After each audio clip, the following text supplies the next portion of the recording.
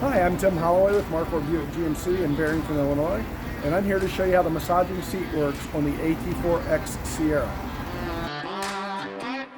So to turn the seat on to begin with, there's a round button right here on the side of the seat on the left-hand side. You press that round button and that activates the massaging seat, turns on the features.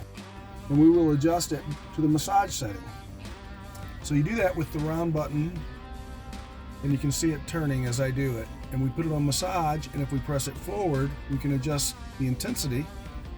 And if we press the up and down button, we can adjust where it's hitting you on your back. The little white dots on the seat on the screen basically are showing you where they're going to be the most intense. On the need, it's all over your back. On the wave, it's kind of an S. The relief, it's more up by your shoulders. And on the glide, it's in your lower back.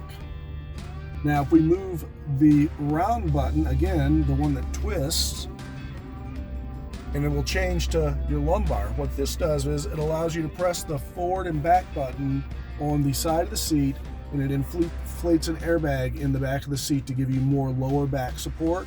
Or if you go to the back bolsters, it's the sides of the seats. Again, it inflates the airbags to give you more of a race car feel. It sets around you much tighter.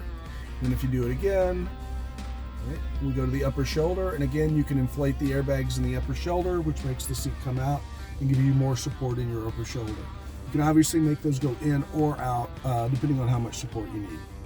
So when you have the massage seat engaged, it does create a little noise. You don't hear it though when your back is against it and you're riding down the road, or if your radio's on, or if you're having a conversation.